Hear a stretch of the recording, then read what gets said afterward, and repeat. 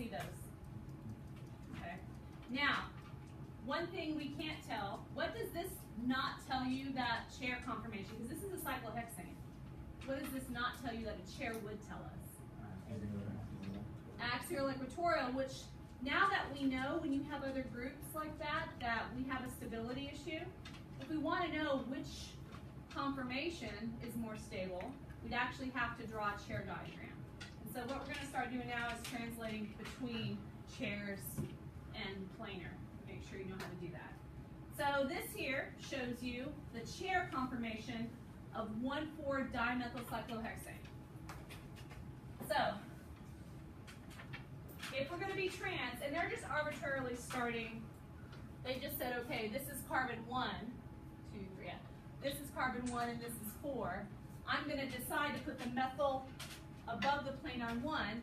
So to be trans, it has to be below the plane on 4. This is axial-axial. When I do a ring flip, I get equatorial-equatorial. Due to the fact that we have the existence of what here? What makes it less stable?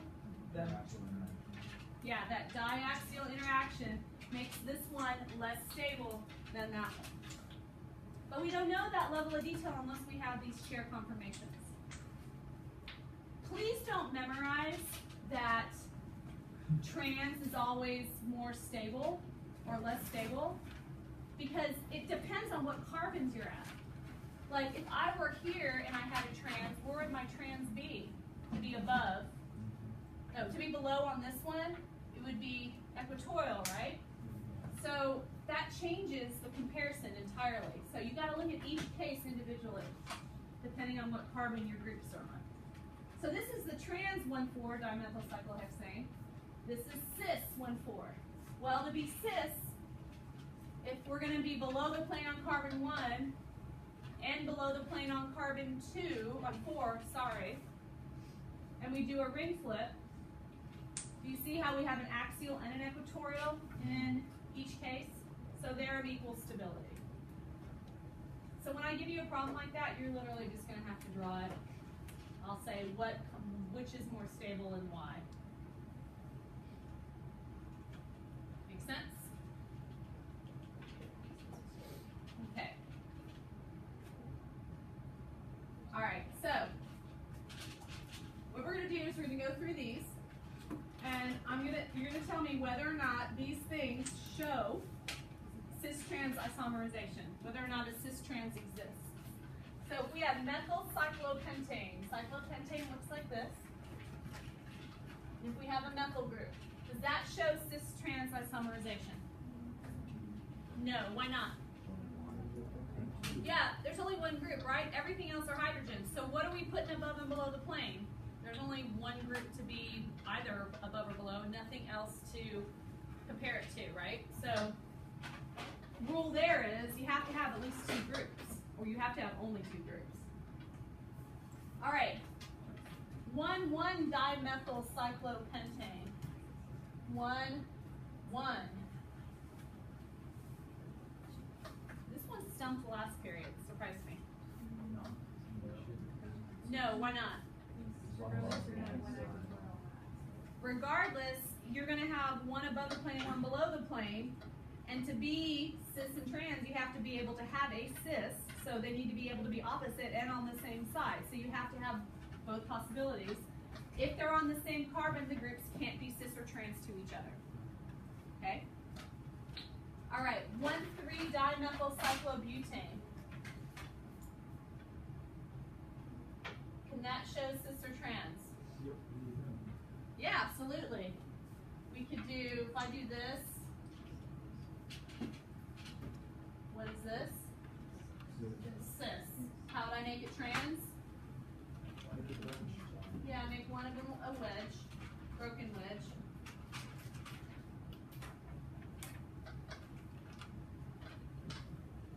All right.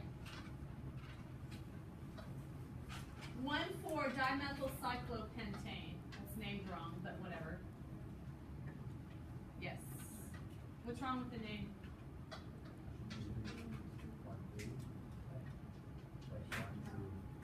1, 2, 3, 4, 5,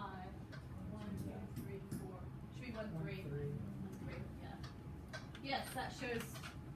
What about ethyl cyclopentane? Just one group. Just one group. Okay? Okay. So we're going to practice more chair stuff. Is this cis or trans? Why? They're both, not they're both equatorial. No, they're both above. That's what makes something cis or trans. It's above or below the plane, not equatorial and axial. All right, so now we're going to draw, I'm going to put that there. Now we're going to draw the ring flip. So I'm going to draw my lines this way.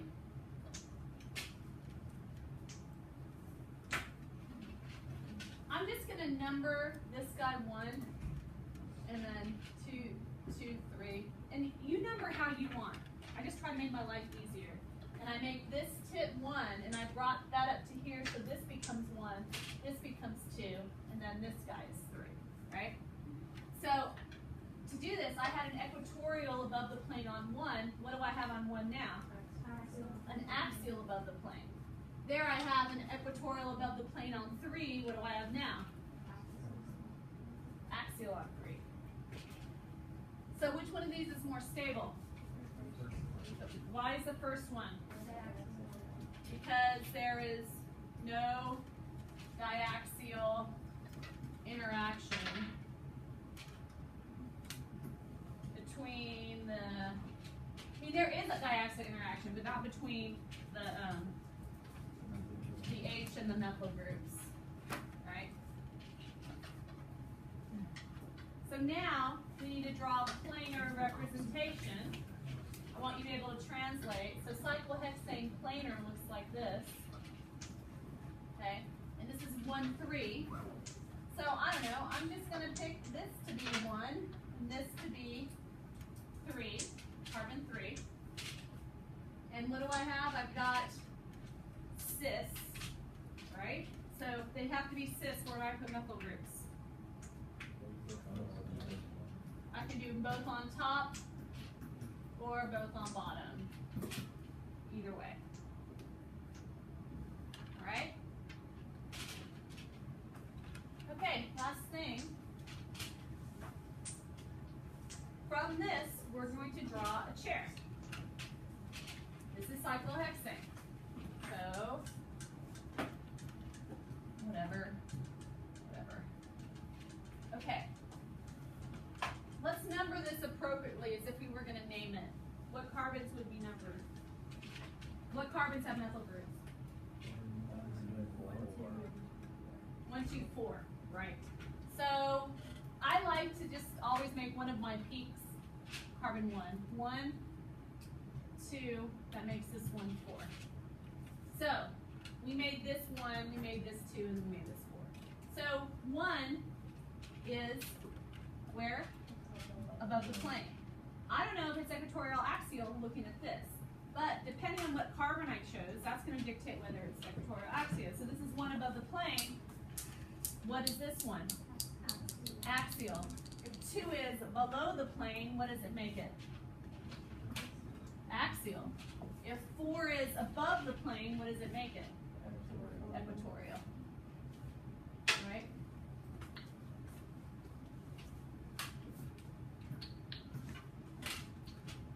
So I brought 1 here. That makes this 2, and that makes this 4. When I do my alternate chair, 1 was an axial above the plane. What does it become? Equatorial above the plane. 2 is an axial below the plane, so it becomes equatorial below. 4 is an equatorial above the plane, axial. Now these aren't equal. We can't call it cis or trans because you can't have 3 groups and do cis or trans. So what can we do?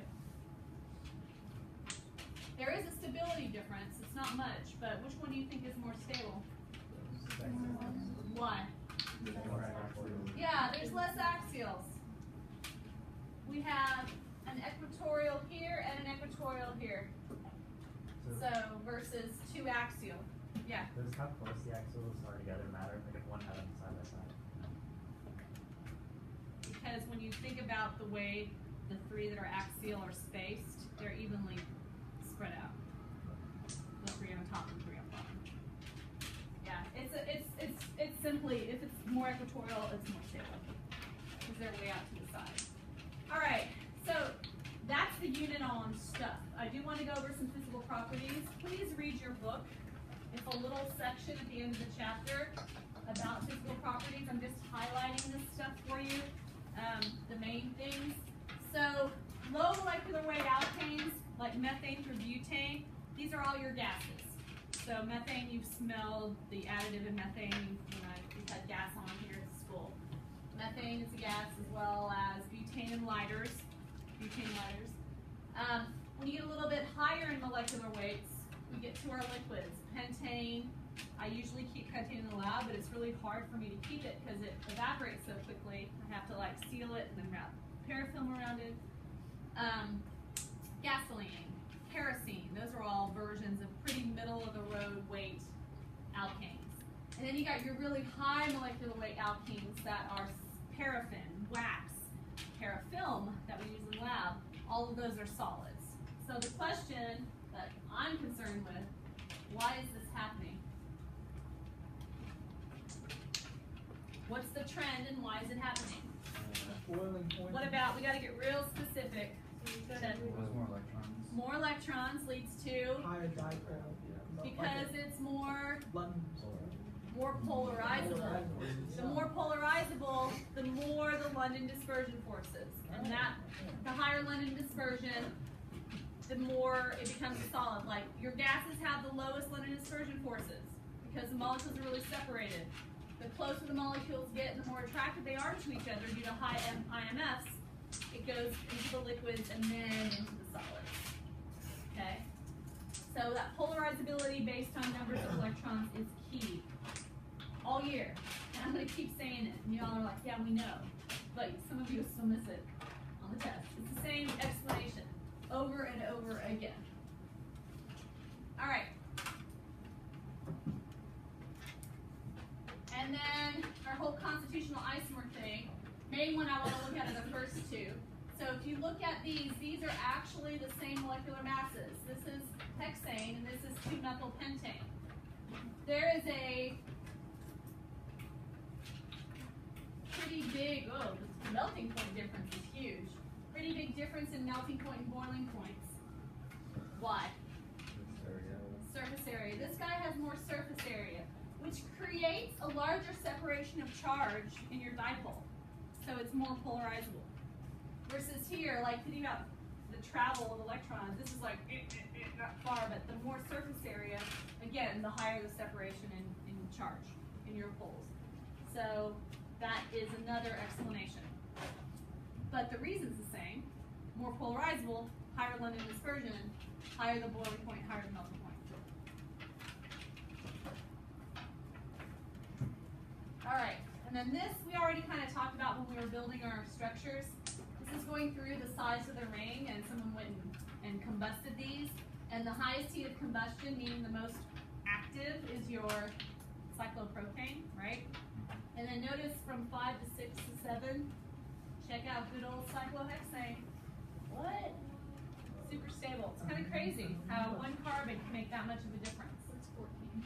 And then 14, it's cyclo what? Y'all can name that? Tetradecane.